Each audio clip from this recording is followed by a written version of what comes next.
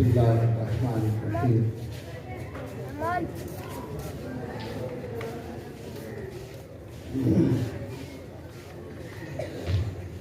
الحمد للہ نحمده ونستعینه ونستغفره ونؤمن به ونتوکل علیہ ونعوذ باللہ من شرور انفسنا ومن سیئات اعمالنا من يهده الله فلا مضل له ومن يضلل فلا هادي له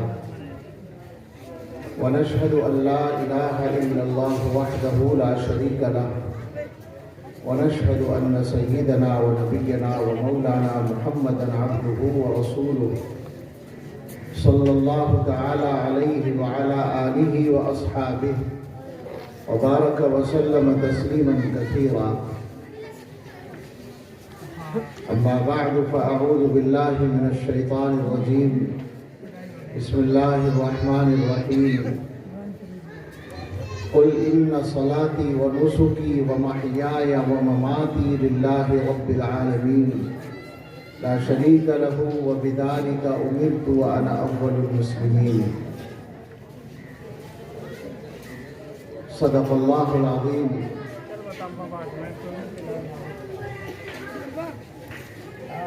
سبحان ربك رب العزة عما يصفون وسلام على المرسلين والحمد لله رب العالمين اللهم صل على سيدنا محمد وعلى آل سيدنا محمد وبارك وسلم اللهم صل على سيدنا محمد وعلى آل سيدنا محمد وبارك وسلم اللهم صل على سيدنا محمد وعلى آل سيدنا محمد وبارك وسلم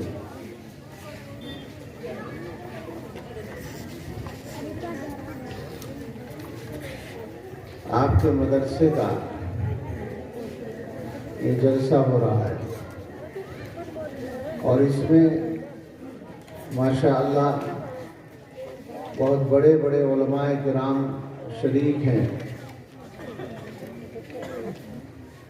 دارالعلوم دیوبند کے نائب معتمم حضرت مولانا مفتی محمد راشد صاحب دامت برکاتہ تشریف فرما ہیں. معلوم ہوا ابھی ان کا کچھ دیر میں بیان آپ سنیں گے. وہ بہت بڑے عالم بھی ہیں اور دارالعلوم کے استاذ حدیث بھی ہیں, نائب معتمم بھی ہیں, اور دارالعلوم ہی کے ایک موقر استاذ حضرت مولانا مفتی محمد مزمل صاحب بدایونی دامت برکاتہم کا معلوم ہوا بیان ہو چکا ہے. ایک بیان ابھی چل رہا تھا جب ہم آئے, حضرت مولانا محمد عمران صاحب کا, اور ہمارے محترم بزرگ حضرت مولانا محمد عاقل صاحب دامت برکاتہم محتمم بشیخ الحدیث مدرسہ بدرالعلوم گڑھی دولت اور دارالعلوم دیوبند کے رکن شورا بھی, اور اس علاقے کی دینی سرگرمیوں کے سرپرست بھی, وہ بھی انشاءاللہ تشریف لائیں گے معلوم ہوا ہے. تو اس طرح آپ کا جلسہ اچھے علماء کے بیانات سے آباد ہے. ان کے بیچ میں اس گناہگار کو بھی حکم ہوا ہے کچھ کہنے کا. ذرا توجہ کریں, ضروری ایک دو باتیں عرض کرنی ہیں. قرآن کریم کی ایک آیت میں نے پڑھی ہے. اللہ تعالیٰ نے مسلمانوں کے لیے ایک راستہ طے کیا ہے, ایک دائرہ بنایا ہے.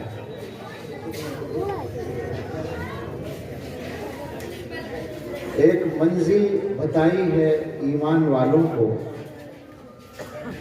ان کے سارے کاموں کے سلسلے میں. آیت کا ترجمہ سن لیں.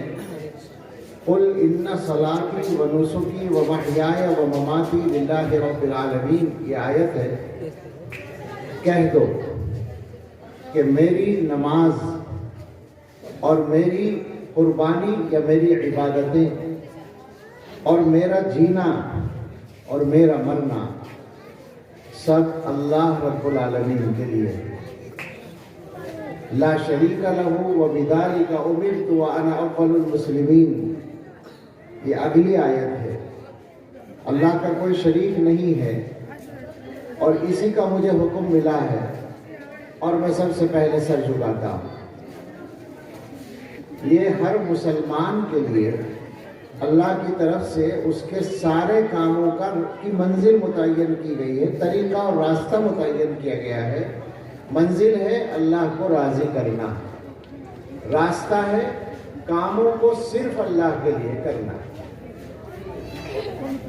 دین کے کام، عبادت کے کام، ثواب کے کام، وہ سارے کام جن کا مقصد اللہ کو راضی کرنا ہونا چاہیے، وہ سارے کام صرف اللہ ہی کو راضی کرنے کے لیے کیے جائیں اور کسی مقصد کے لیے نہ کیے جائیں۔ ایک آدمی نماز پڑھتا ہے، نماز اللہ کے لیے پڑھی جانی چاہیے۔ اب وہ کھڑا ہو کر سوچ رہا ہے کہ مجھے لوگ دیکھ رہے ہیں، میں اچھی سی نماز پڑھوں، تو یہ ریاکاری ہو گئی، دکھاوا ہو گیا، وہ منزل سے بھٹک گیا، وہ راستے سے ہٹ گیا، اسے وہ منزل تک نہیں پہنچے گا۔ ایک آدمی قربانی کرتا ہے اور اس میں وہ دکھاوے کا جذبہ دل میں رکھتا ہے، قربانی ادا ہو جائے گی، قبول نہیں ہوگی، اس لیے کہ وہ اللہ کے لیے نہیں ہوئی۔ ایک آدمی کسی آدمی کی مدد کرتا ہے، وہ مدد اللہ کے لیے کرنی چاہیے، مگر وہ دکھا رہا ہے دوسروں کو، بتا رہا ہے، جتا رہا ہے، تو اس کی مدد تو ہو گئی مگر اللہ کی یہاں اس کی کوئی حیثیت نہیں ہوگی۔ ایک آدمی دین کا کوئی اور کام کرتا ہے، مثال کے طور پر ایک آدمی بیان کرتا ہے، کرسی پر بیٹھا ہے بیان کرنے کے لیے، تقریر کرنے کے لیے، دین کا کام ہے، لیکن اگر وہ یہ نیت کر لے کہ مجھے لوگ بڑا عالم مان لیں، بڑا مقرر مان لیں، میری تعریف کرنے لگے، خدا نہ خواستہ اگر یہ خیالات دل میں آئیں، تقریر تو ہو جائے گی مگر اللہ کے ہاں اس کا کوئی فائدہ نہیں ہوگا، نتیجہ نہیں نکلے گا۔ آگے بڑھ کر اور سوچ سکتے ہیں، ایک آدمی مدرسہ بناتا ہے، مدرسہ بنانا بہت بڑا عمل ہے، لیکن اس کی نیت میں بھی کوئی فطور آ گیا، اس کی نیت میں بھی یہ بات آ گئی کہ لوگ میری تعریف کریں، مجھے مانیں، میرا نام ہو، وہیں معاملہ خراب ہو جائے گا۔ آپ نے وہ حدیث سن رکھی ہوگی، پڑھ رکھی ہوگی کہ قیامت کے دن 3 آدمیوں کو سب سے پہلے حساب کے لیے لایا جائے گا۔ آپ کو معلوم ہے کہ وہ 3 آدمی کون ہیں؟ ایک عالم ہے، ایک غنی مالدار جو اللہ کی راہ میں خرچ کرنے والا تھا، اور ایک شہید ہونے والا، یعنی جس نے اپنی جان قربان کر دی۔ تینوں وہ آدمی ہیں جن کا تعلق دینی کاموں سے ہے۔ تو دینی کام دنیا کے لیے کیا جائے، اللہ کے یہاں قبول نہیں ہوتا، یہ حدیث اس کی دلیل ہے۔ عالم سے کہیں گے تم نے کیا کیا ہمارے لیے؟ وہ کہے گا یا اللہ میں نے آپ کا دین سیکھا اور دوسروں کو سکھایا۔ اللہ تعالیٰ فرمائے گے یہ کام کیا بے شک، مگر تمہارا مقصد یہ تھا کہ مجھے عالم کہا جائے، میری تعریف کی جائے، وہ دنیا میں پورا ہو گیا مقصد۔ اب تمہارے لیے ہمارے پاس کوئی جزا نہیں ہے۔ شہید سے کہا جائے گا تم کیا لائے ہو؟ وہ کہے گا یا اللہ میں نے تو جان قربان کر دی آپ کے لیے، جان سے بڑا نذرانہ تو کوئی نہیں ہو سکتا۔ اللہ تعالیٰ فرمائیں گے کہ تم نے کیا بے شک یہ، مگر تم آئے تھے اس نیت سے کہ تمہاری تعریف ہو۔ مالدار سے کہا جائے گا تم کیا لائے ہو؟ وہ کہے گا اللہ خوب کمایا اور آپ کی راہ میں لٹایا۔ اللہ تعالیٰ فرمائیں گے یہ کام کیا، مقصد تمہارا یہ تھا کہ تمہیں سخی کہا جائے، دنیا میں کہا جا چکا۔ تم تینوں نے جو کام کیا اس کا مقصد جو تمہارا تھا اس سے وہ دنیا میں مل گیا، ہمارے پاس تمہارے لیے کوئی جزا نہیں۔ ایک حدیث میں یہ بات ہے کہ اللہ تعالیٰ فرماتے ہیں کہ جب کوئی بندہ کوئی کام دکھانے کے لیے کرتا ہے تو اللہ تعالیٰ اس بندے سے کہتے ہیں انا اغنی الشرکاء، یہ جو تو نے میرے ساتھ کچھ اور لوگوں کو شریک کر لیا اس عمل کے سلسلے میں، تو سن لے جتنے شریک تو نے بنائے ہیں میرے ساتھ، میں ان سب سے زیادہ بے نیاز ہوں، مجھے ضرورت نہیں ہے۔ وہ جتنے ہیں ان سب کو ضرورت ہوگی، وہ محتاج ہیں، تیری طرح سے انسان ہیں، تو میں تیرا عمل انہی کے حوالے کرتا ہوں، مجھے ضرورت نہیں ہے۔ تو آپ اندازہ کریں کہ اللہ تعالیٰ کی نظر میں نیت کے صحیح ہونے کا معاملہ کتنا بڑا ہے، کتنا اہم ہے۔ اب یہ موضوع بہت لمبا بھی ہو سکتا ہے، مگر مجھے اپنی بات کو سمیٹ کر 2-3 باتیں کہنی ہیں، اس لیے میں یہ عرض کرتا ہوں کہ 2 باتیں ہمیشہ سمجھ کے چلیے۔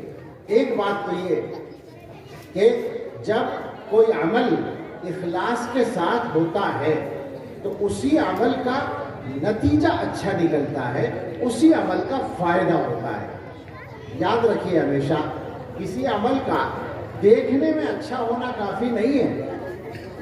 دیکھنے میں بہت سی چیزیں اچھی لگتی ہیں، لیکن اللہ تعالیٰ کی طرف سے کسی عمل میں نفع پیدا کر دیا جائے، آدمیوں کو نفع ہو، انسانیت کو نفع ہو، دین کا فائدہ ہو، یہ اصل ہے۔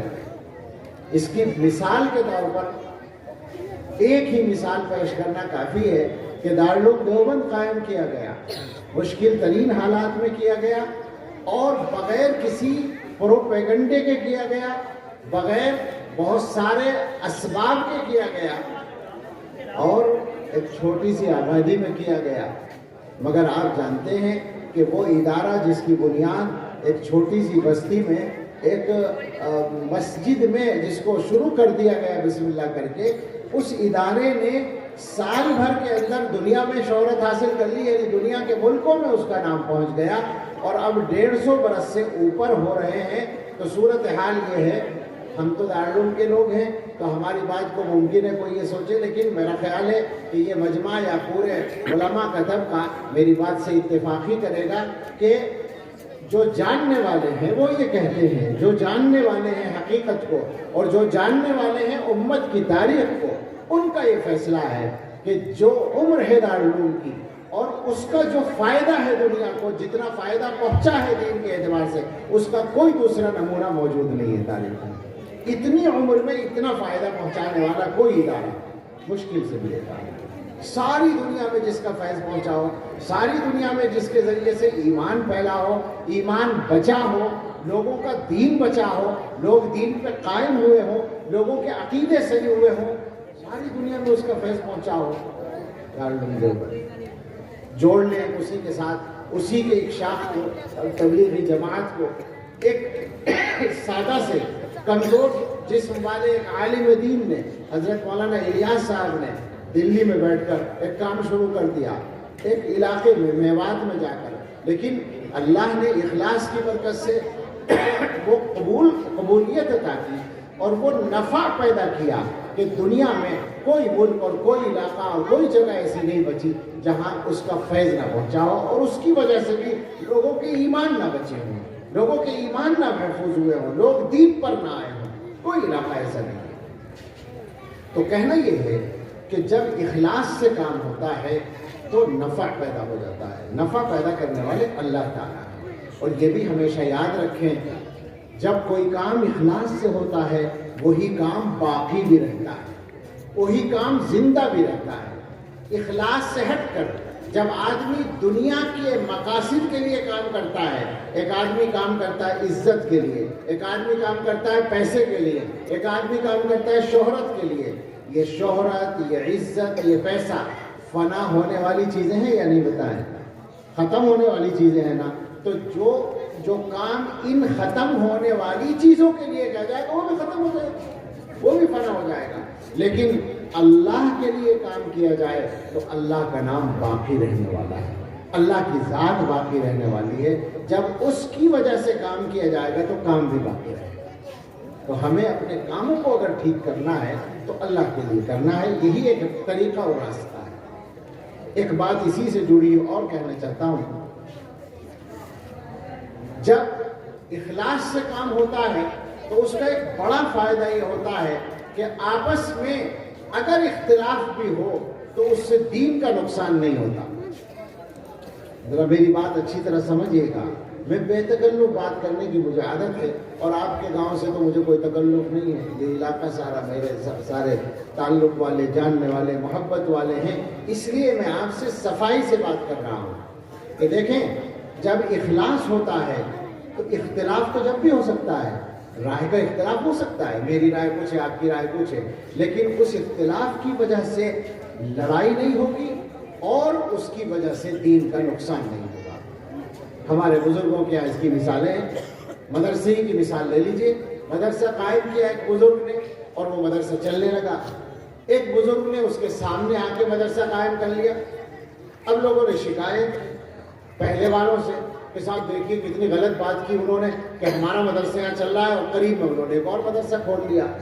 تو پہلے مدرسے والے بزرگ نے فرمایا کہ اس میں پریشانی کی کیا بات ہے، یہ تو بہت اچھی بات ہوئی، ہمارا کام تقسیم ہو گیا، پہلے ساری ذمہ داری ہمارے اوپر تھی، اب آدھی ذمہ داری وہ اٹھائیں گے، آدھی ہم اٹھائیں گے۔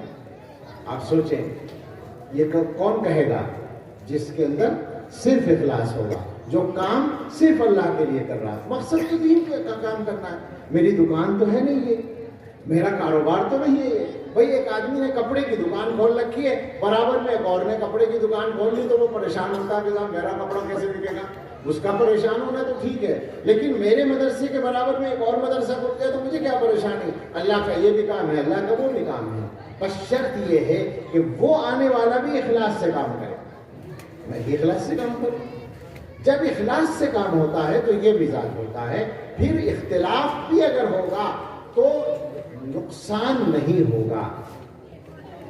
آپ کے مدرسے کے حالات کچھ پچھلے دنوں متاثر رہے، مجھے معلوم ہے، ساری بات معلوم ہے، تفصیل کے ساتھ معلوم ہے۔ میں آپ سے یہ کہنا چاہتا ہوں، کوئی کام اپنی بڑائی کے لیے مت کرو، اللہ کے واسطے دماغوں سے بڑائی نکال لو۔ بڑائی ہماری ہے کہاں؟ پہلی بات تو یہ ہے اللہ کی ذات کے سامنے ہم ہر وقت موجود ہیں، ہمیں اپنی بڑائی رکھنے کا مطلب کیا ہے دماغوں میں؟ آپ یاد رکھیں اللہ تعالیٰ کا فیصلہ ہے کہ جو بڑائی کرے گا، جو تکبر کرے گا، اللہ تعالیٰ اسے ذلیل کر دے گا۔ یہ فیصلہ ہے اللہ کا، میں سنا رہا ہوں، حدیث کا مضمون بتا رہا ہوں۔ بڑائی دماغ سے۔ اور پھر دوسری بات یہ ہے ہم لوگ آپس میں اپنے آپ کو بڑا سمجھ لیں اور چھوٹا سمجھ لیں، دنیا نے ہمیں کیا سمجھ رکھا ہے، اس پہ تو غور کرو اللہ کے بندو۔ اس زمانے میں جو حالات ہیں وہ یہ ہے کہ پوری قوم کو، پورے مسلمان قوم کو دنیا نے جوتی کی نوک پہ رکھ رکھا ہے۔ حیثیت کیا ہے ہماری دنیا میں؟ کیا اٹھتا ہے ہمارے رائے سے ہوتا کیا ہے؟ اور اس کے بعد ہم آپس میں لڑائی کریں، آپس میں اپنے آپ کو بڑا سمجھ کر لڑائی پیدا کریں، اس کا کیا مطلب ہو سکتا ہے؟ تو یاد رکھیے، میں اللہ کا واسطہ دے کر کہتا ہوں، اگر عزت چاہتے ہیں، بڑائی بھی چاہتے ہو تو بڑائی کو مقصد مت بناؤ، اللہ کے لیے کام کرو، بڑائی مل جائے گی۔ اپنی ذات کے لیے، اپنی انا کے لیے، میں کسی ایک آدمی کو نشانہ بنا کر بات نہیں کر رہا ہوں، بالکل صاف سن لیں، سب سے کہنا ہے، کوئی گروپ ہو، کوئی دو گروپ ہو سکتے ہیں، کہیں بھی ہو سکتے ہیں، یہاں بھی ہوں گے، میں کہ دونوں سے یہ بات کہتا ہوں کہ اپنی ذات کے لیے، اپنی بڑائی کے لیے، اپنی عزت کے لیے کام نہ کریں، صرف اللہ کو سامنے رکھیں۔ مدرسہ سب کا ہے، اور مدرسوں کے سلسلے میں اگر ہمارا رویہ آج بھی وہی رہے گا، ذرا صفائی سے سن لیجئے گا اور سمجھ لیجئے گا، اگر مدرسوں کے بارے میں ہمارا رویہ آج بھی وہی رہا کہ ہم اپنی انا کی خاطر مدرسوں کو نقصان پہنچاتے رہے اور ذرا سی باتوں پر اختلاف کرتے رہے، تو مسلمانوں، میں اللہ سے ڈرتے ہوئے یہ بات کہتا ہوں، اور شاید مولانا بھی آ گئے ہیں، اگر غلط ہو تو مجھے روک دیں، ڈرنے کی ضرورت ہے۔ یہ مدرسے اللہ تعالیٰ کی بہت بڑی نعمت اور امانت ہیں، اور ہمارا یہ طریقہ ان مدرسوں کی ناقدری ہے، اور اللہ کی ذات بے نیاز ہے۔ جانتے ہو اس بات کو نا، سمجھتے ہو نا اس بات کو بھائی؟ اللہ کی ذات بے نیاز ہے، اللہ کو نہ تمہارے مدرسوں کی ضرورت ہے، نہ تمہارے سجدوں کی ضرورت ہے، اللہ بالکل بے نیاز ہے۔ ہم بہت دنوں سے مسلمانوں سے بات کہتے پھرتے ہیں کہ اللہ کے واسطے مدرسوں کی نعمت کی حقیقت سمجھ لو، قیمت سمجھ لو، اہمیت سمجھ لو۔ ہمارے پاس دنیا میں سب سے بڑی جو نعمت ہے اللہ تعالیٰ کی، وہ ایمان ہے، اور اس ایمان کی حفاظت کا سب سے مضبوط ذریعہ مدرسے ہیں، باقی سارے ذریعے انکشاف ہیں۔ ہمارا تعلق ساری چیزوں سے ہے، لیکن اصل اس میں مدرسہ ہے۔ خانقاہ، تبلیغ اور ملی کام جتنے بھی ہیں، وہ سارے کے سارے انہی کی شاخ ہیں، مدرسوں کی، اور مدرسوں ہی کی طاقت سے وہ چلتے ہیں۔ ایمان پر باقی رہنا مسلمانوں کا، اور مسلمانوں کی نسلوں کا، اور مسلمانوں کے بچوں کا، یہ مدرسوں سے ہے۔ مدرسے اللہ کی بہت بڑی نعمت ہے، لیکن اگر ہم نے مدرسوں کو صحیح نہیں چلایا تو اللہ میاں کو ضرورت نہیں ہے کہ زبردستی مدرسے ہمیں دیتے ہی رہیں۔ مدرسے نعمت ہیں، اللہ بے نیاز ہے، نا قدری کی کبھی کبھی اللہ کی طرف سے سزا مل جاتی ہے۔ اسی پہلو، اسی نقطے پر مدرسہ چلانے والے بھی دھیان رکھیں۔ دو باتیں ہیں، دو چیزیں ہیں، ایک تو وہ لوگ ہوتے ہیں جو مدرسہ چلاتے ہیں، اور ایک وہ لوگ ہوتے ہیں جو گاؤں کے مدرسہ چلانے میں مدد کرتے ہیں، جس کو کمیٹی آپ کہتے ہیں، جس کو انتظامیہ کہتے ہیں۔ میں دونوں سے یہ بات کہہ رہا ہوں کہ اگر ہم نے ہوش کے ناخن نہ لیے، معاف کیجو میرا لفظ، میں سخت لفظ بول رہا ہوں جان کے، یاد رہے تاکہ کبھی چودھری لوگ گستاخی سمجھے، میں پہلے ہی کہہ رہا ہوں کہ میں سخت لفظ بول رہا ہوں، جان بوجھ کے ہوش کے ناخن نہ لیے تو بہت نقصان ہو جائے گا۔ مدرسہ چلانے والے علماء، مدرسے میں پڑھانے والے اور مدرسے کے ناظم اور صدر مدرس جو بھی ذمہ دار ہیں، وہ بھی اچھی طرح اس بات کو سمجھ لیں، اور ہم سب اس کا حصہ ہیں، ہم سب سمجھ لیں کہ ہمیں اپنے آپ کو ٹھیک کرنا ضروری ہے، بہت ضروری ہے۔ مدرسے کو صحیح طریقے سے چلانا ہے، سچائی کے ساتھ چلانا ہے، امانت کے ساتھ چلانا ہے، دیانت کے ساتھ چلانا ہے، اپنی ذات کے لیے نہیں چلانا ہے۔ یہ بات یاد رکھیں۔ بے شک علماء کا روزگار بھی مدرسے سے جڑتا ہے، وہ تنخواہ لیتے ہیں مدرسے سے، اور ان کا تنخواہ لینا بالکل جائز ہے، بالکل حلال ہے، بالکل صحیح ہے، لیکن وہ تنخواہ لے کر پھر مدرسے کا کام دیانت و امانت کے ساتھ کریں۔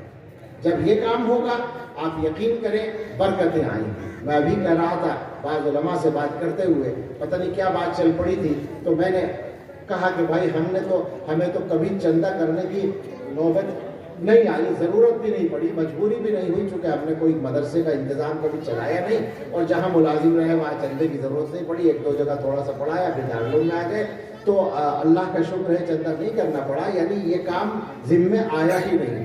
تو بعض لوگ دیکھنے لگے، تو پھر میں نے یہ کہا کہ لیکن یہ مطلب نہیں ہے کہ چندہ کرنا کوئی غلط کام ہے۔ جو لوگ دیانت و امانت کے ساتھ کام کرتے ہیں ان کا چندہ کرنا عبادت ہے، بہت بڑی عبادت ہے، ڈبل عبادت ہے، کہ وہ مدرسے کے لیے انتظام بھی کر رہے ہیں، اور لوگوں کے پاس جا کر چندہ لینے کی وجہ سے ان کو جو لوگ کبھی کبھی کم نظر سے دیکھتے ہیں، گری نظر سے دیکھتے ہیں، اس کو بھی برداشت کر رہے ہیں۔ یہ معمولی بات نہیں ہے، یہ بہت بڑی عبادت ہے، مگر یہ عبادت اسی وقت ہے جبکہ دیانت اور امانت کے ساتھ ہم کام کریں، ہم سچائی کے ساتھ کام کریں، ہم لوگوں کے درمیان آپس میں محبت اور اتفاق پیدا کرنے کی کوشش کریں۔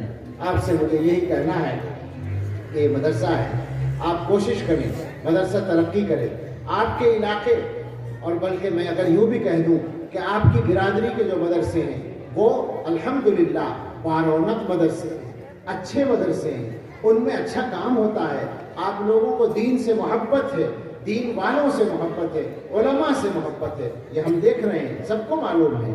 اس علاقے میں فدائے ملت حضرت مولانا سید حسن مدنی رحمۃ اللہ علیہ کا بھی آنا جانا بہت ہوتا تھا، اور بھی دوسرے علماء آتے ہیں اور یہاں کام کر رہے ہیں علماء۔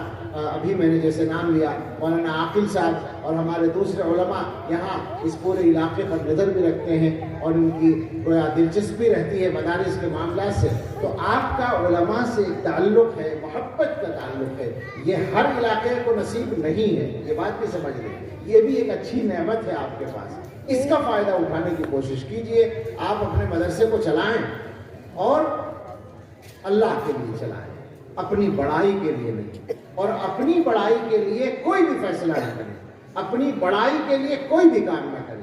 اور مدرسہ چلانے والے بھائیوں سے بھی ماشاءاللہ یہ جوان آدمی آپ کے یہاں کام کر رہے ہیں، مولانا مفتی سہیل صاحب، اللہ تعالیٰ ان سے کام لے اور آسانیاں دے، اور ان کو بھی صحیح طور پر کام کرنے کی اللہ توفیق دے، ہم ان کے لیے دعا کرتے ہیں۔